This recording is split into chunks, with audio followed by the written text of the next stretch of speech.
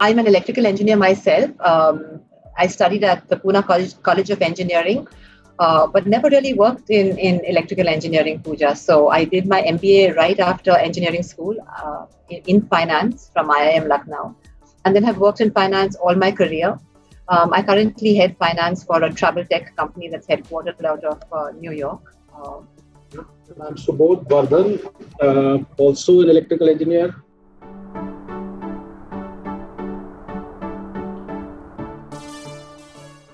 While I did an MBA myself, but I continued to work more in a technology kind of background. So I work for Motorola Solutions. So we do, communication systems and video surveillance, control room, things like that for public safety, transportation, and some other critical infrastructure. So I've been there for a long time, 27 years. So maybe there is a little bit of engineering.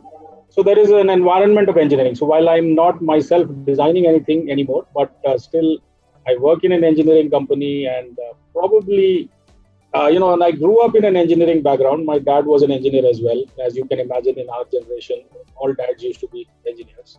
So, so I grew up in an environment where when something broke, you tried to fix it yourself. And so maybe early on in life, Mihir used to be my assistant.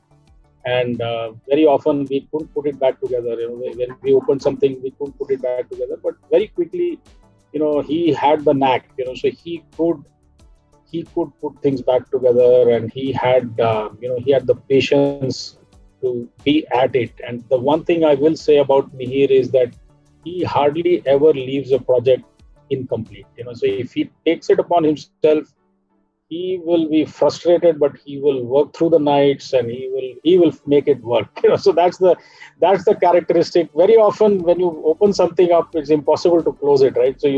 So I think So maybe a little bit of that, but I'll be honest that while we may have provided the environment, he beat me like when he was 5 years old and 7 years old or something like that. Because I was just a handyman. I was just fixing some broken wires and switches and things like that. He had the inclination and always interested in how things work and, buying stuff, tools and test equipment and, components and things like that.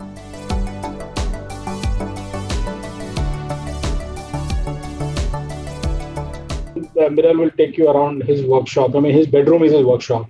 I used to love my tools, so when we first went to the US, and these tools used to be easily available. And so I started buying a few spanners and soldering and things like that. So Mihir took that interest to a completely different level where, he started buying power drills and, the kinds of stuff he used to ask for.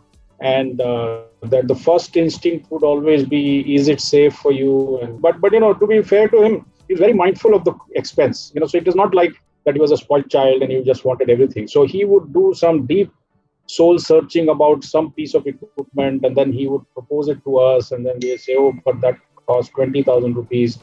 And then he would do all his analysis and why he would, use it and stuff like that. So in the beginning, we used to be, very nervous about it because, a 10-year-old, 12-year-old can't possibly use our tools like that. But now, of course, he's 18 plus, and we realized that he was smart enough, mature enough.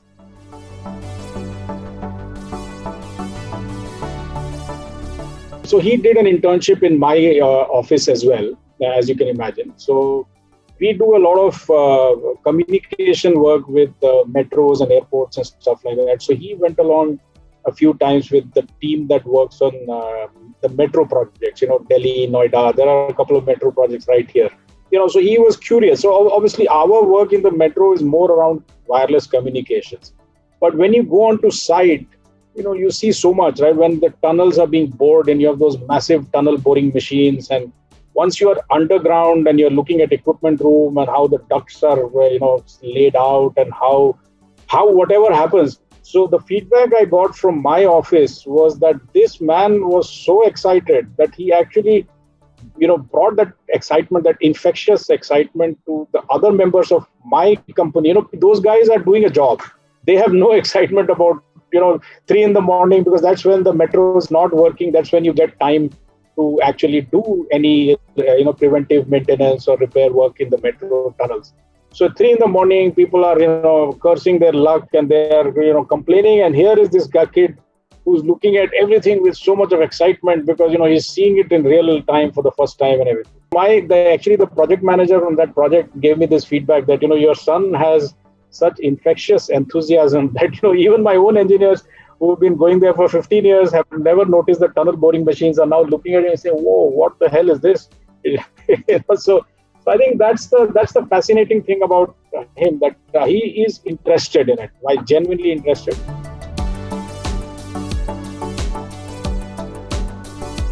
My brother lives in Manchester, and near Manchester, and we used to do a lot of family holidays there.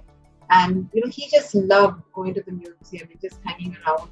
There's a science and industry, right? Science and industry. He wasn't interested in the dinosaurs and the other parts of the museum, and definitely not the art part of the museum. There's one trains museum, right? There's a whole section on the evolution of the train from the steam engine to whatever, and this kid would spend the entire day there. So when Nayan asked us, where did it start? We don't know where it started, but he showed all sorts of interest that, we were only too happy to encourage.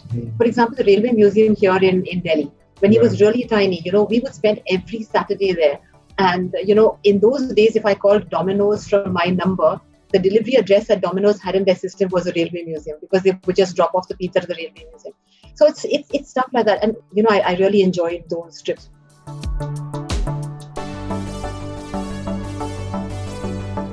He's very, very conscious of cost. So it's not like he comes with a proposal for an extravagant spend without thinking about it. So, yes, there are expensive things that he has bought, but the amount of research he would do before he would ask you to buy something. And once you know the views that he will put that into, and, I keep telling people, he wanted an arc welding machine. And that's the one thing I just did not allow, because I said, you cannot have an arc welding machine in your house.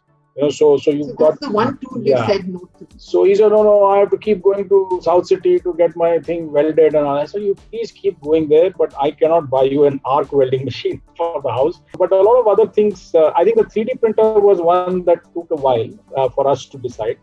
And but then finally he has 2 of them. In fact, he has taken one with him to college. And I think the other one I struggled with was that bench, what is it called? The drill, right? Drill press. It was all serious power tools, but then we bought it. And in fact, we bought it like a whole project. I think the 3 of us went to Chandni Chowk, and we had discovered this one shop that he keeps it. And we were impressed that Google Maps actually went into the gullies and took us to their shop. And the shop wanted cash, and we had to go to an ATM. That whole experience was part of the, and he would go through all this because he really wanted it.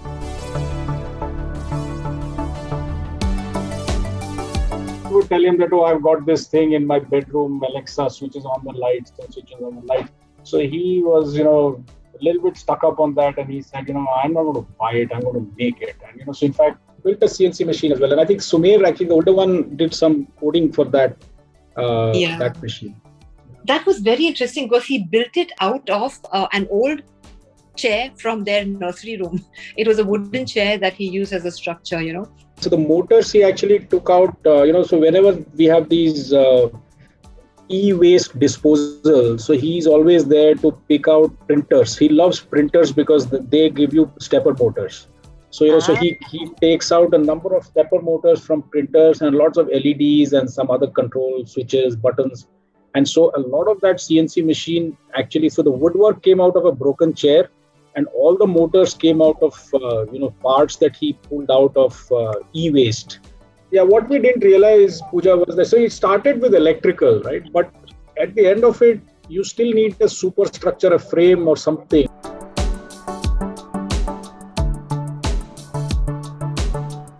Insane interest. I've never seen anything like it, He would be on YouTube all the time. It was initially a worry for us, Pooja. He was on YouTube all the time, and he was watching these builders. So guys like him who have channels, of course, who are much older now and who have their own channels. and he was constantly watching stuff. That's where he learned the tools. He wanted the drill press. So this word passion, I only understand this word through Mihir, because honestly, we all grew up too middle class to have passions and stuff like that.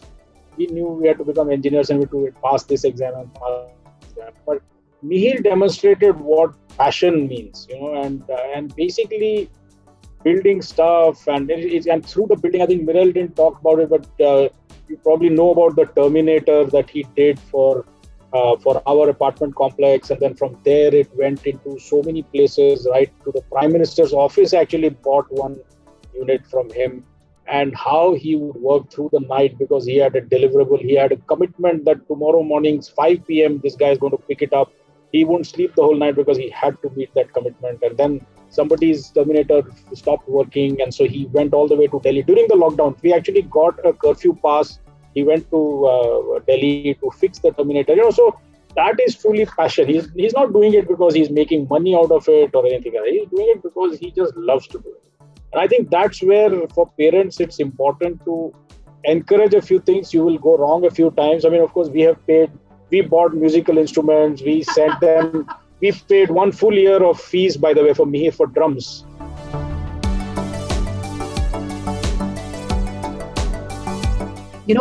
I think it takes trust in the beginning to know where your kid is going, right? Because you might have a child you don't know where this is going, and it may not necessarily land up with someone who ends up innovating in this area. But it needs encouragement, and I think it takes time and patience for parents to encourage the really little kids, through their early years, and it's so fulfilling in the long run. And it provided us a platform to engage with him on something that was meaningful for him. So. Yeah, so I mean, I would only say that obviously every child will be different, and so as parents, don't be too prescriptive, don't be too just hung up on the academic curriculum, because these are the interests, I think, that far outlive your academics, right? So I mean, he's forgotten his physics from grade 10 many years ago, but what he has done. So it may be music, it may be dance, it may be art, it may be anything else. But I think for parents, I think today's world is just too hung up on marks and SATs and entrance exams and this and that. I think you have to sense where the real interest, the passion lies.